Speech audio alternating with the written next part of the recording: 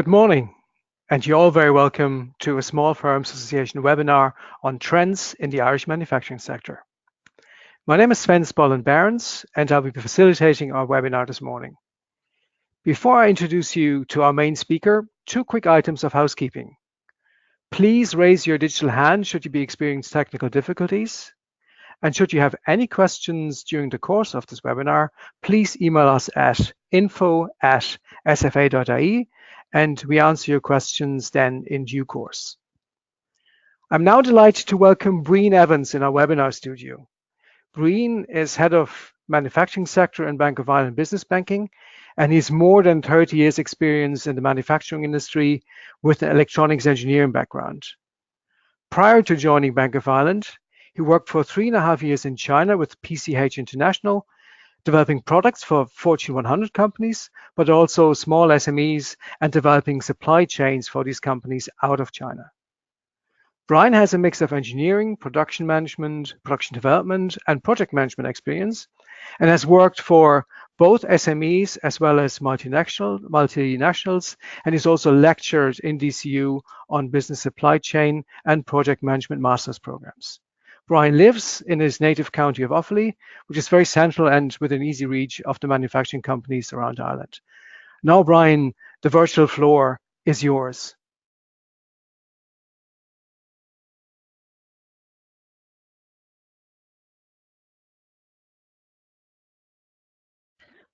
Thank you, Sven. Hope everybody can hear me. So I'm going to click down onto my first slide of my presentation. I'm delighted to be talking to you today. Hold on, my button is not working. Sorry, we're having a technical hitch here. Okay, right, we're working again. So investing in your manufacturing business. So I'm going to go through the following topics for today's presentation. Quickly run through Bank of Ireland sectors team. How is the manufacturing sector performing? Funding activity in the sector. Challenges and opportunities in manufacturing sector. And what does Bank of Ireland assess when you're investing? This will take roughly about 20 minutes, and then we leave 5 to 10 minutes after for Q&A. So very quickly, Bank of Ireland sectors team, what is it? About 3.5, 4 years ago, Bank of Ireland decided to bring in industrial specialists, sector specialists from various industries into the bank to work with the bank to connect better with the various sectors. So as Sven very kindly introduced me, I have a manufacturing background. So I help the manufacturing companies like yourselves to tell your story to the bank. And I help the bank to understand the manufacturer's story. We also have a head of retail who's ex-Musgraves. We have a head of hospitality who's an ex-chef, an accountant. We have a head of healthcare who started out life as a nurse, has worked with HICWA, World Health Organization, and Accenture. We also have head of agriculture who's a farmer and a banking background. And we have a head of motor who has run a motor business. So we're all very connected with our industries and here to help small firms such as yourselves to tell your story to the bank and to help the bank internally to understand that story. So next slide, how is manufacturing sector performing? So we'll read this from left to right, this chart. So we have 64 months of continuous growth in manufacturing. I actually wrote this last week and sent it on. We now have 65 months of continuous growth in manufacturing sector. So this index here in front of us is the Investec Manufacturing PMI, Purchasing Managers Index. I have shown 2 years of it here, from July 16 up to last month. You can see reading across from the bottom left, June 2016 was the vote to leave. So by the way, the scale on this, the bottom scale reads 50. Anything above 50 means growth. So every one of these months is showing growth in the manufacturing sector. So on the left-hand side, UK vote to leave the EU. Immediately after that, in July 2016, PMI didn't grow. And in September 2016, for the only time in 65 months, we did not have employment growth. However, we didn't have employment drop. We just didn't have employment growth. In the magenta color, pink color, you can see there at the end of 2016, CSO also shows growth in both revenue and in volume. So that's the normalized growth, taking out the impact of big pharma and chemical industries. So that's real growth at the end of 2016. And then you can see right through 2017, culminating at the end of 2017 in December, where you see our highest ever PMI. So we hit a record since 1998, 20 years of measurement, highest ever. And then right through 2018, you see growth as well in the PMI. And in the orange color, I'm showing you the PMI for the UK, for manufacturing in the UK. And that shows you right up until last month, you will see that PMI in manufacturing in the UK is very strong. Last month, you will see a drop as getting closer to a potential deal on withdrawal. So what that in summary tells us is the PMI, the CSO, and the UK PMI is that there has been plenty of growth over the last 5 years, and particularly in that screen there for the last 2.5 years. So on the next slide, what does our banking information tell us about manufacturing? This chart on the left-hand side is broken into 6 months blocks. So you've second half 2016, H1 2017, H2 2017, and H1 2018. Now, in the red, you can see a huge growth in property, factory construction, purchase upgrade. So this is money that's borrowed from the bank for these purposes. And overall, we're up 38% in withdrawals from Bank of Ireland for manufacturing sector in 2018. So right up to the end of September, we are 38% up on withdrawals. So the pie is growing, and of that pie, property, factory construction, purchase upgrade is on the increase. So in the yellow post-it note on the right-hand side will give you a strong indication of increase in manufacturing activity, strengthening business sentiment, medium to long-term thinking, as in the investments are the more long-term investments, and overall, our banking data shows considerable growth. So these two slides we've just shown, PMI, CSO, UK PMI, and Bank of Ireland manufacturing investment, all showing growth. So you're a very resilient group of manufacturers out there that have come through the downturn, and right through the last 5 to 6 years, we're seeing considerable growth. Next slide is, it's not without its challenges. So this looks like a manufacturing line. So we'll read from the top left and go along the white line to the bottom right-hand side. So first challenge, Brexit and trade wars and the effect on currency management. The Brexit effect for some of you in this audience is very acute, very, very considerable. For others, not much affected at all. Enterprise Ireland would say, and some of our own research would say, that 80 to 85% of companies, SME companies, are affected by Brexit. So either direct sales and revenue from the UK, or indirect sales from your direct customers into the UK, or supply chain in from the UK, materials and trading with the UK. So Brexit effect, we don't really know what's going to happen. We don't know whether there'll be a Commons vote that will support it.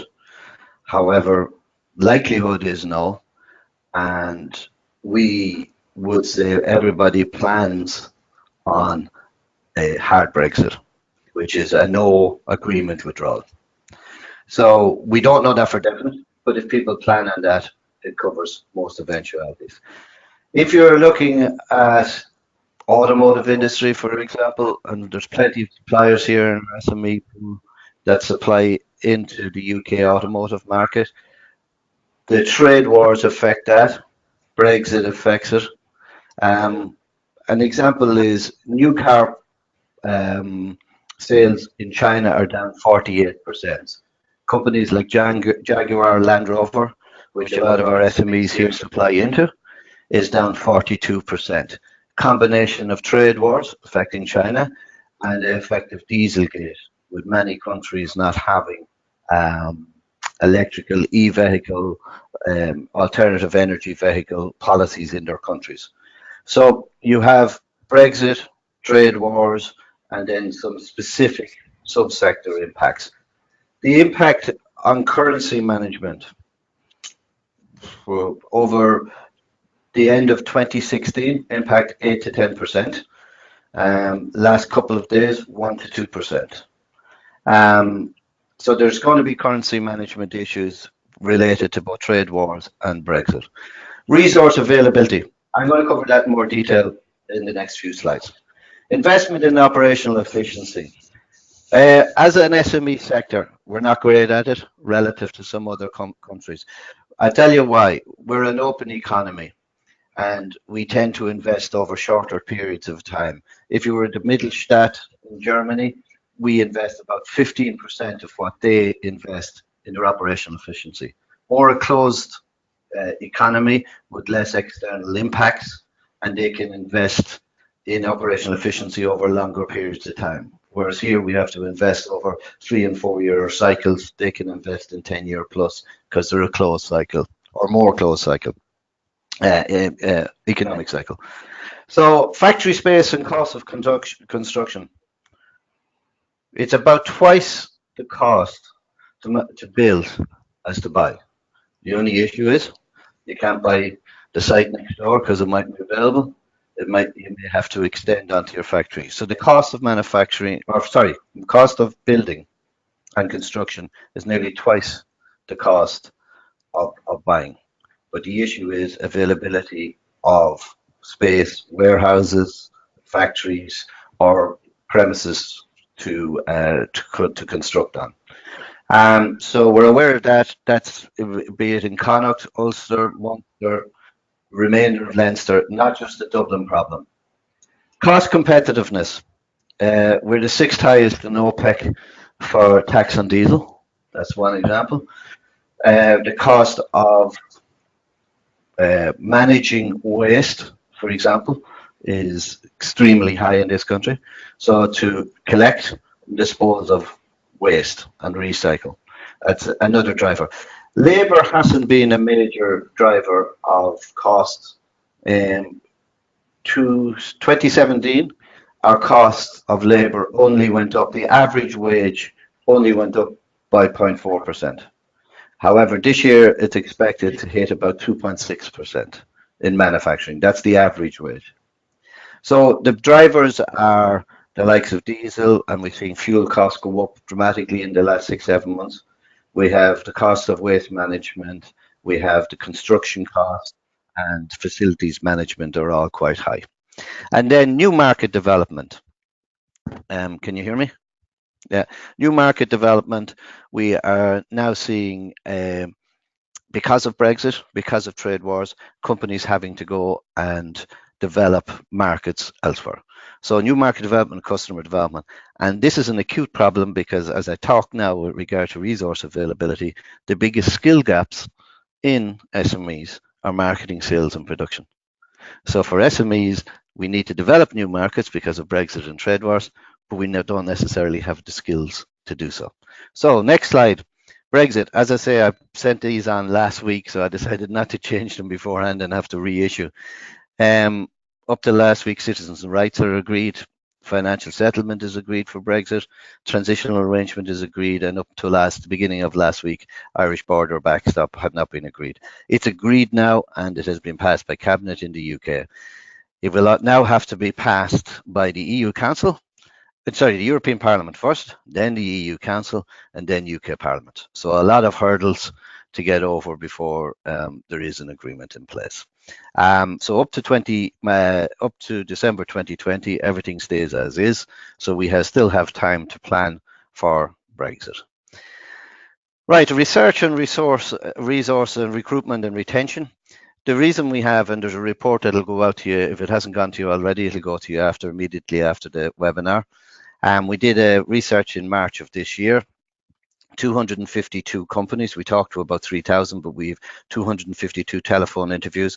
We did it right through March, so it's very relevant. And 66% of the respondents in this are micro companies, that's 9 employees or less, and in small companies 26%, and very few of them are the larger SMEs with 50 to 249. So only 88% of these respondents are to do with the larger SMEs. So this is very pertinent to you today. So the report focuses on Ireland's SME. Owners and leaders are seeking to successfully grow their companies, and then as you can see by the investment cycle in the bank, people are growing, and you can see from the PMI, manufacturing is growing. And we were trying to understand the challenges our customers face, and the key to providing high value products and solutions to support you in your business. We did this research with Red Sea and HRM Recruitment Consultancy, so they added their insights into it to make it more rich information for you. And as you can see from the map on the right hand side, we've got respondents from all over the country. So very quickly, don't get too scared by this.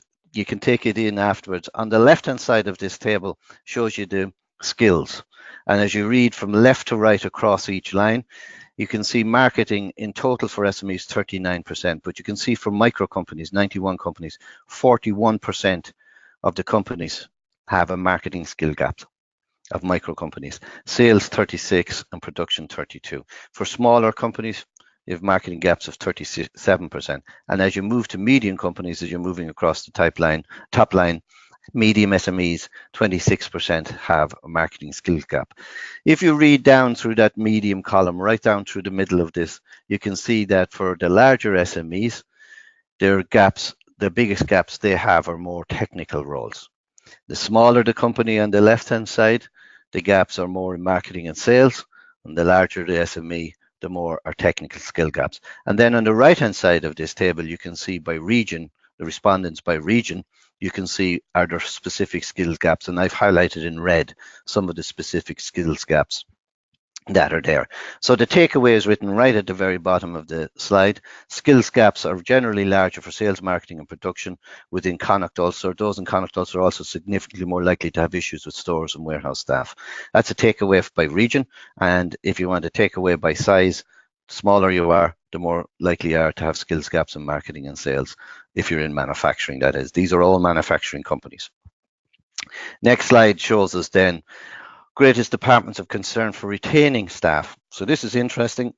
For marketing drops right down here to 5% of a concern. Yet it's the biggest skills gap for micro and small. But when you look at it here, they're not concerned for retaining those staff. So it's more a problem about attracting if they can afford it. So the biggest concern for retaining staff is production.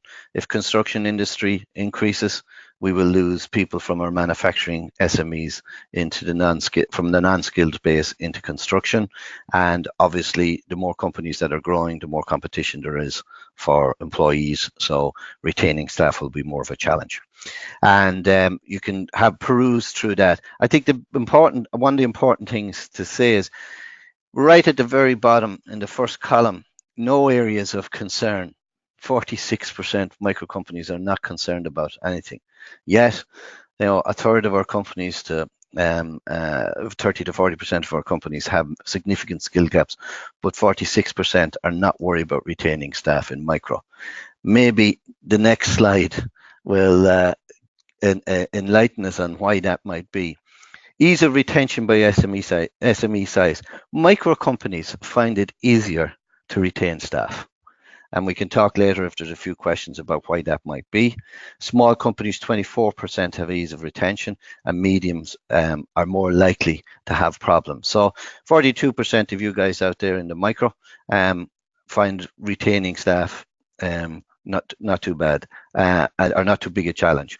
SMEs report a greater sense of community, camaraderie as a real benefit of working in a small firm, less formal workplace, more scope of responsibility, better progression and recognition, flatter structure with ready access to management and staff.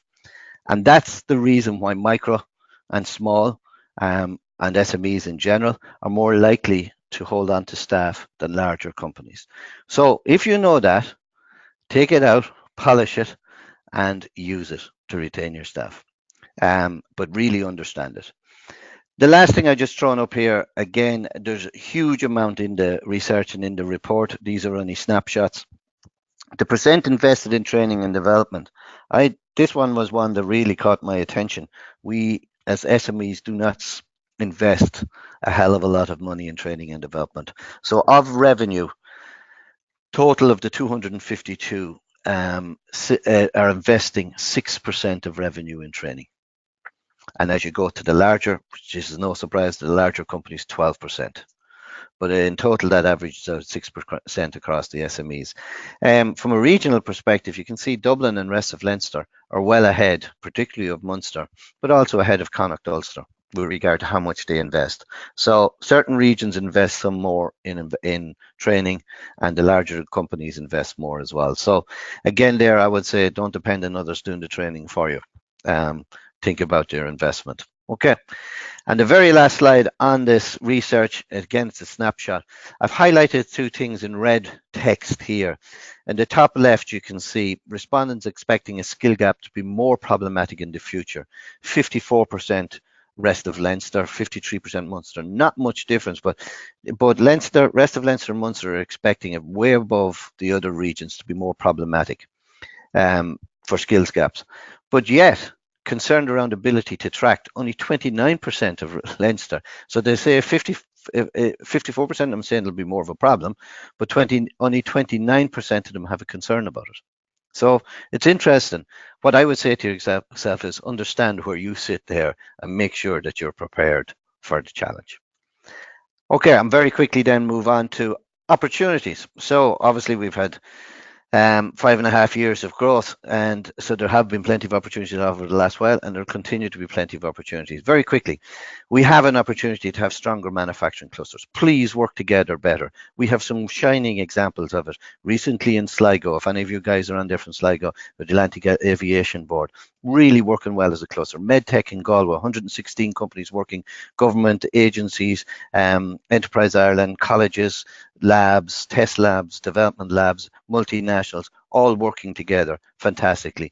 Obviously, we have a tradition of aircraft leasing and all that working together in Shannon. So we have some pockets of it really, really being good. Go examine how well that's working and do one in your region or do one for your subsector of industry and work together. Don't be afraid to work together. We're better together, believe me. Market development, Europe and global. We've talked about that already with the challenges we have. In yellow then, 6.5 billion investment in Ireland by 145 multinational companies in the next 2 years. Now I wrote this going back to the start of this year. That money is still valid, and that investment level, because every week we're seeing more FDI coming into the country. So any of you that are serving in, about 35% of our SMEs supply into either directly or indirectly into our multinational companies here in this country. So that's a very a large opportunity for some of you companies out there. Cooperation and co-opetition and product and service mix. As I said about working together, cooperation, that's obvious. Co-opetition, work with some of your competition. Work with them. You do the service for them. And I mean that with regard to your UK competitors. You help them here, they help you over there. Maybe it's with the service or the product part of your offering. It's a definite opportunity, and we as a bank are seeing more of that as we're out there. I've been out talking to 240 companies over the last 2.5 years, so I'm hearing more and more about it. Product and process and service innovation, need for speed. Sven, at the very end of his kind introduction about me, said that I had worked in China for 3.5 years. Guys, here in Ireland, we don't know anything about speed until you see what those guys can do, and it isn't always at the cost of a good product. Like quality doesn't always suffer. So product and service innovation, need for speed, we can do a lot faster and supply our customers with a faster response. Just think about it and make it your unique service provider. Unique selling point, sorry, should I say. Solutions based on deep customer needs analysis. Get in close to your customer. Deepen the relationship, understand what matters to them, including the ones that are in the UK. Understand what matters to them and provide them with a solution. They're the opportunities. I'm sure there are many more that you can think of yourselves. Very quickly at the end here, 2 slides. This here shows 5 different things of what we look at. No surprises here, guys. Business plan and strategy. So if we got to go out to talk to you, help you to tell your story to the bank, we talk to you about your business plan and strategy. We talk to you on the right-hand side about your operations, performance and capability. We talk to you about your management team, your management capability. On the left-hand side, we can benchmark your financial metrics relative to your peers in the industry. Central to it all, because it is a bank, repayment capacity. I don't look at the center one, I look at the other 4. And very quickly on the last one are some pointers as to what might be contained in that, so it'll help you to tell your story to the bank. I'm available through questions and answers afterwards to explain that. You have the slides. If there's anything else that you need to explain that, no problem at all. It's a very quick snapshot of what we do to help you tell your story to the bank and help you explain your business to the credit committees, etc., within the bank. Okay, thank you very much for your time on that presentation, and I'm available for Q&A now.